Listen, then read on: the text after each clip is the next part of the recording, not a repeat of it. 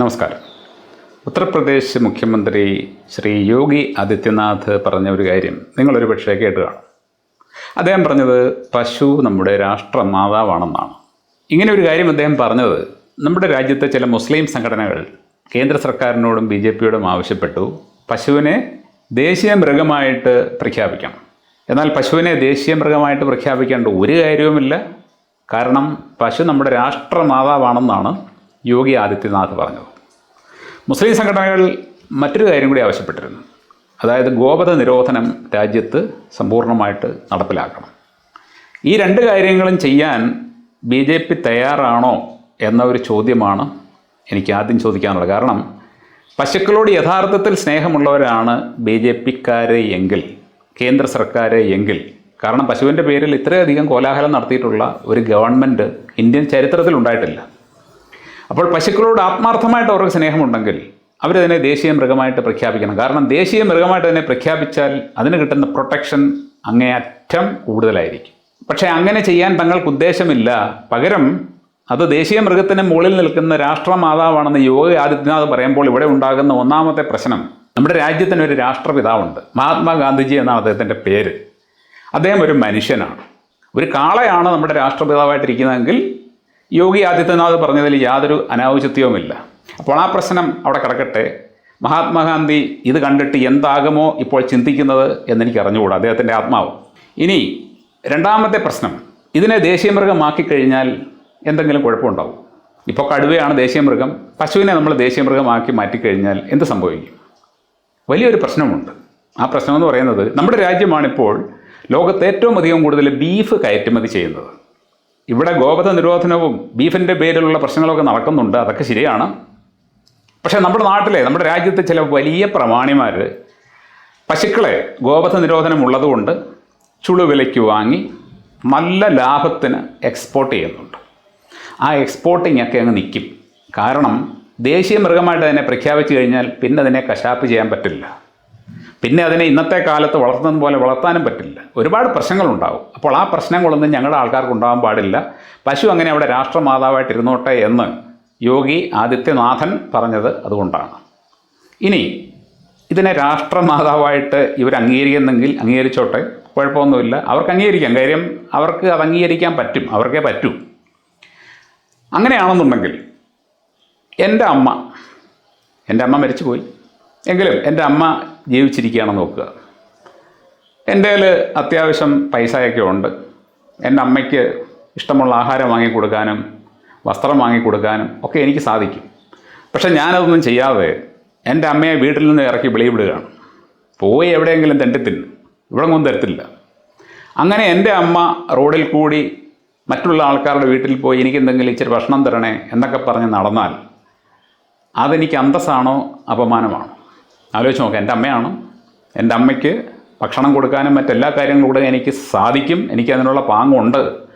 എന്നിട്ടും ഞാൻ കൊടുക്കാതെ എൻ്റെ അമ്മയെ വീട്ടിൽ നിന്ന് ഇറക്കി വിട്ട് എൻ്റെ അമ്മയ്ക്ക് ഭിക്ഷ അയച്ച് നടക്കേണ്ടി വന്നാൽ അത് എനിക്ക് അന്തസ്സാണോ അപമാനമാണോ? അപമാനമാണ് എന്ന കാര്യത്തിൽ ഒരു സംശയമില്ലല്ലോ. അതാണ്ട് അവൻ്റെ അമ്മയാണ് നടക്കുന്നതെന്ന് നാട്ടുകാർ പറയും. ഞാൻ നമ്മുടെ രാഷ്ട്രമാതാവിൻ്റെ കുറച്ച് ചിത്രങ്ങൾ നിങ്ങളെ കാണിക്കാം.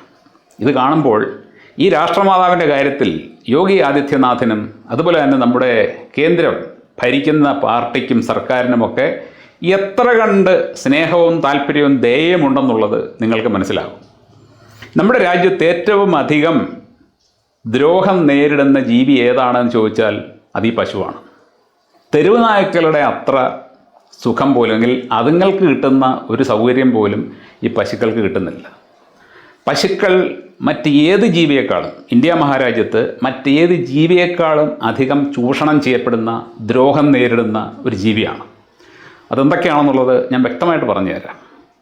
ഒന്നാമത്തേത്, ഈ ഡയറി ഇൻഡസ്ട്രി വളർന്ന് വലുതായതിനു ശേഷം നമ്മുടെ രാജ്യത്ത് നമ്മൾ ഈ പാലിൻ്റെ ഉത്പാദനം കൂട്ടണം, അത് ചെയ്യണം ഇത് ചെയ്യണം എന്നൊക്കെ പറഞ്ഞ് കുറേ ഗവൺമെൻറ്റിൻ്റെ പദ്ധതി വരാറുണ്ട്. അപ്പോൾ ഈ ഡയറി ഇൻഡസ്ട്രി വളർന്ന് വലുതായതിനു ശേഷം പാലുൽപ്പന്നങ്ങളും പാല് വെച്ചുള്ള മൂല്യവർദ്ധിത ഉൽപ്പന്നങ്ങളുമൊക്കെ മാർക്കറ്റിൽ സുലഭമായിട്ട് കൊടുക്കാൻ തുടങ്ങിയതിന് ശേഷം, അതിനൊക്കെ ഡിമാൻഡ് കൂടിയ ശേഷം ഈ ഡയറി ഇൻഡസ്ട്രി വളർന്നുകൊണ്ടിരിക്കുകയാണ്. അപ്പോൾ അവർക്ക് ഒരുപാട് പാല് വേണം. ഇങ്ങനെ ഒരുപാട് പാല് കിട്ടാൻ വേണ്ടി നമ്മുടെ രാജ്യത്ത് ഒരുപാട് പേര് ഫാമുകൾ നടത്തുന്നുണ്ട്. ഈ ഫാമുകളുടെ മൊത്തം ലക്ഷ്യം എന്ന് പറയുന്നത് കൂടുതൽ പാൽ ഉത്പാദിപ്പിക്കുക എന്നത് മാത്രമാണ്. കൂടുതൽ പാൽ ഉത്പാദിപ്പിക്കുക. പശുക്കൾ എന്ന് പറഞ്ഞാൽ അവരെ സംബന്ധിച്ച് ഒരു ജീവിയല്ല, വികാരങ്ങളും വിചാരങ്ങളും ഒക്കെയുള്ള ഒരു ജീവിയല്ല, മറിച്ച് അത് വെറും പാല് കൊടുക്കുന്ന ഒരു യന്ത്രമാണ്. നമ്മുടെ രാജ്യത്തെ ചില ഫാമുകളൊക്കെ നിങ്ങൾ പോയി കണ്ടു കഴിഞ്ഞാൽ നിങ്ങൾ കരഞ്ഞു പോകും. അത്രയും വൃത്തിഹീനമായ അന്തരീക്ഷത്തിലാണ് ഈ പശുക്കൾ ജീവിക്കുന്നത്. പല പശുക്കൾക്കും പലതരത്തിലുള്ള രോഗങ്ങളുണ്ടാകുന്നുണ്ട്. ഈ രോഗങ്ങൾ മാറ്റാനൊന്നും ഇവിടുത്തെ വെറ്ററിനറി ഡിപ്പാർട്ട്മെൻറ്റിൻ്റെ ഒക്കെ മരുന്നൊന്നുമില്ല. അവരെന്തെങ്കിലും കൊടുക്കും, പക്ഷേ രോഗം അവിടെ തന്നെ കാണും. കുറേ കഴിഞ്ഞാൽ പശു രോഗം ബാധിച്ച് ചത്തുപോകും. പക്ഷേ ആ സമയം വരെയും അതിൽ നിന്നും ഊറ്റാവുന്നത്ര പാല് ഇവർ ഊറ്റിക്കൊണ്ടിരിക്കും. അങ്ങനെ വൃത്തിഹീനമായ മലീമസമായ അന്തരീക്ഷത്തിൽ നമ്മുടെ രാജ്യത്ത് ലക്ഷക്കണക്കിന് പശുക്കൾ ജീവിക്കുന്നുണ്ട്, രാഷ്ട്രമാതാവായ പശു. രണ്ടാമത് നമ്മുടെ പശുക്കൾ നേരിടുന്ന ഒരു പ്രശ്നമെന്ന് പറയുന്നത്, നിങ്ങൾക്കറിയാം, ലോകത്തെല്ലാ ജീവികൾക്കും പ്രകൃതി കൊടുത്തിരിക്കുന്ന ഒരു ഭാഗ്യമെന്നോ അല്ലെങ്കിൽ അവർക്ക് കിട്ടിയിരിക്കുന്ന ഒരു അവകാശമോ ഒക്കെയാണ് അതിൻ്റെ ഇണചേരൽ. ഒരു പുരുഷന് ഒരു സ്ത്രീയുമായിട്ട് ഇണചേരാൻ പറ്റും, ഒരു സ്ത്രീക്ക് പുരുഷനോട് പറ്റും. അങ്ങനെ എല്ലാ ജീവികൾക്കും അതിൻ്റെ ഇണയുമായിട്ട് ബന്ധപ്പെടാനുള്ള അവസരമുണ്ട്, അതിനവർക്ക് സാധിക്കും. അത് അവരുടെ അവകാശമാണ്, അത് നിഷേധിക്കാൻ പാടില്ലാത്തതാണ്. എന്നാൽ പശുക്കൾക്ക് അത് പറ്റില്ല. പഴയ കാലത്ത് നമ്മുടെ നാട്ടിലൊക്കെ പശുക്കളെ വളർത്തിയിരുന്നു. ആ പശുക്കൾക്ക് അതിനുള്ള ഭാഗ്യമുണ്ടായിരുന്നു. അന്നത്തെ കാലത്ത് ഒരു കാള വന്നിട്ടാണ് പശുവിന് ഗർഭം നൽകിയിരുന്നത്. എന്നാൽ അതൊക്കെ ഡയറി ഇൻഡസ്ട്രി വന്നതോടെ പുറത്തു പോയി. ഇപ്പോൾ പശുക്കളെ കൃത്രിമമായിട്ടാണ് ഗർഭം ധരിപ്പിക്കുന്നത്. അടുത്ത പ്രശ്നമെന്ന് പറഞ്ഞു കഴിഞ്ഞാൽ, ഇനി പശുക്കൾക്ക് കൃത്രിമമായിട്ട് ഗർഭധാരണം ഉണ്ടാക്കി അതിനൊരു കുഞ്ഞുണ്ടായാൽ ആ കുഞ്ഞിൻ്റെ ഒപ്പമായിരിക്കാൻ ആ അമ്മയ്ക്കൊരിക്കലും പറ്റുന്നില്ല. കാരണം ഈ കുഞ്ഞ് പശുവിൻ്റെ ഒപ്പം നിന്ന് കഴിഞ്ഞാൽ അത് പാല് കുടിക്കും. പാല് കുടിച്ചു കഴിഞ്ഞാൽ അത്രയും പാല് ഇതിനെ വളർത്തുന്ന ആൾക്ക് കുറച്ചേ കിട്ടുകയുള്ളൂ. അതുകൊണ്ട് കുട്ടി ഉണ്ടായിക്കഴിഞ്ഞാൽ ഉടൻ തന്നെ അവരതിനെ അമ്മയിൽ നിന്നും അകറ്റും. ഒരു അമ്മയുടെ പക്കൽ നിന്നും കുഞ്ഞിനെ അകറ്റിക്കഴിഞ്ഞാൽ ആ അമ്മയ്ക്കുണ്ടാകുന്ന വിഷമം എത്ര വലുതാണെന്ന് അറിയണമെങ്കിൽ നിങ്ങൾ നിങ്ങളുടെ വീട്ടിലോ മറ്റോ ഉള്ള ഒരു പൂച്ചയോ പട്ടിയോ പ്രസവിക്കുന്ന സമയത്ത് അതിൻ്റെ ഒരു കുഞ്ഞിനെ എടുത്തൊന്ന് മാറ്റി നോക്കണം. ആ കുഞ്ഞിനെ കണ്ടു കിട്ടുന്നവരെ ആ അമ്മ കരഞ്ഞുകൊണ്ടിരിക്കും. എന്നാൽ ഈ പശു നിസ്സഹായയാണ്, അതിനെ കെട്ടിയിട്ടിരിക്കുകയാണ്. ഈ പൂച്ചയും പട്ടിയുമൊക്കെ അത് സ്വതന്ത്രരായതുകൊണ്ട് അവർ തേടി നടന്ന് കുഞ്ഞിനെ അന്വേഷിക്കും. നേരെ മറിച്ച് ഈ പശുവിനൊന്നും ചെയ്യാൻ പറ്റില്ല, അതിനെ കെട്ടിയിട്ടിരിക്കുകയാണ്. ആ കുഞ്ഞിനെ എടുത്ത് മാറ്റിക്കഴിഞ്ഞാൽ അത് നിസ്സഹായമായിട്ട് അവിടെ നിൽക്കുക മാത്രമേ ചെയ്യൂ. അപ്പോൾ യന്ത്രം കൊണ്ടുവന്ന് കുഞ്ഞിന് കൊടുക്കേണ്ട പാല് ഇവർ കറന്നെടുക്കും. ആ അമ്മയുടെ മനസ്സ് വേദനിക്കുകയാണ്, ആ പശുവിൻ്റെ മനസ്സ് ആ സമയത്ത് വേദനിക്കുകയാണ്. അതിൻ്റെ കുഞ്ഞിന് പാല് കൊടുക്കാൻ പറ്റുന്നില്ല. ലോകത്ത് നമ്മൾ ചെയ്യുന്ന ഏറ്റവും വലിയൊരു പാതകമാണത്. പഴയകാലം നമ്മൾ പശുക്കളെ വളർത്തുമ്പോൾ ആ പശു നമ്മുടെ വീട്ടിലെ ഒരു അംഗത്തെ പോലെയായിരുന്നു. അതിനൊരു തൊഴുത്തുണ്ടെങ്കിൽ നമ്മൾ രാവിലെ പശുവിനെ തൊഴുത്തിൽ നിന്നും അഴിച്ചുകൊണ്ട് പറമ്പിൽ കെട്ടും. കാരണം പശുവിന് വ്യായാമം ആവശ്യമാണ്. അതിനെ കെട്ടുന്ന സ്ഥലത്തെങ്കിലും അതിന് നടക്കാൻ പറ്റും. എന്നിട്ട് നമ്മൾ തൊഴുത്ത് വൃത്തിയാക്കും. അങ്ങനെ വൃത്തിയുള്ള തൊഴുത്തിലാണ് വൈകുന്നേരം അതിനെ കൊണ്ട് കയറ്റുന്നത്. പശുവിനെ നമ്മൾ കുളിപ്പിക്കും, അതിന് വെള്ളം കൊടുക്കും, അതിന് ഭക്ഷണം കൊടുക്കും. അതിന് കുഞ്ഞുണ്ടായിക്കഴിഞ്ഞാൽ കുഞ്ഞിന് പാല് കൊടുത്തിട്ട് മാത്രമേ നമ്മൾ കറക്കുകയുള്ളൂ. കറന്ന ശേഷം വീണ്ടും കുഞ്ഞിനെ കൊണ്ട് പാല് കുടിപ്പിക്കും. അങ്ങനെയൊക്കെയായിരുന്നു പണ്ട് ചെയ്യുന്നത്. പശുവിന് സമ്മർദ്ദമില്ല, മാനസിക സമ്മർദ്ദമില്ല, നമ്മുടെ വീട്ടിലെ ഒരു അംഗത്തെ പോലെയായിരുന്നു. എന്നാൽ ഫാമുകളിൽ നേരെ മറിച്ചാണ്. ഫാമുകളിലാണ് ഏറ്റവും കൂടുതൽ പശുക്കളുള്ളത്. മുസ്ലിം സംഘടനകൾ പറഞ്ഞ പോലെ തന്നെ ദേശീയ മൃഗമായിട്ട് പ്രഖ്യാപിച്ച് അതിന് ലഭിക്കാവുന്ന പരമാവധി സൗകര്യങ്ങൾ, നിയമപരിരക്ഷ ഒക്കെ അതിന് കൊടുക്കുകയല്ലേ വേണ്ടത്.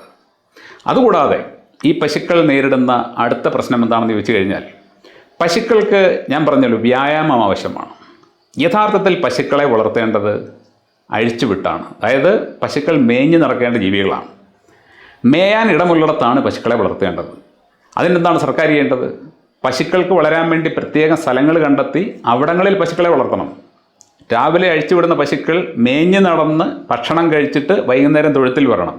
അങ്ങനെയുള്ള പശുക്കൾക്ക് നല്ല ആരോഗ്യമായിരിക്കും. ആ പശുക്കൾ പോകുന്നിടത്തൊക്കെ തന്നെ അവയ്ക്ക് വേണ്ട തീറ്റ അവ നൽകുന്ന മൂത്രത്തിൽ നിന്നും ചാണകത്തിൽ നിന്നും സ്വയം ഉണ്ടാകും.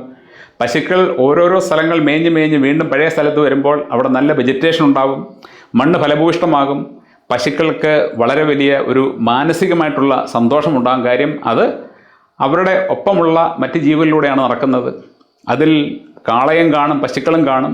അപ്പോൾ അവർക്ക് അങ്ങോട്ടും ഇങ്ങോട്ടും ഇടപഴകാനും തമ്മിൽ ബന്ധപ്പെടാനും ഒക്കെയുള്ള അവസരം കിട്ടും. എന്ന് പറഞ്ഞു കഴിഞ്ഞാൽ യഥാർത്ഥത്തിൽ എല്ലാ ജീവികളും, അതായത് നമ്മൾ നമ്മുടെ ആവശ്യങ്ങൾക്ക് വേണ്ടി ഉപയോഗിക്കുന്ന പശുക്കളായാലും ആടുകളായാലും കോഴികളായാലും എന്ത് തന്നെയായാലും ശരി, ഇങ്ങനെയാണ് ജീവിക്കേണ്ടത്. ഈ രീതിയിലാണ് അവ വളരേണ്ടത്.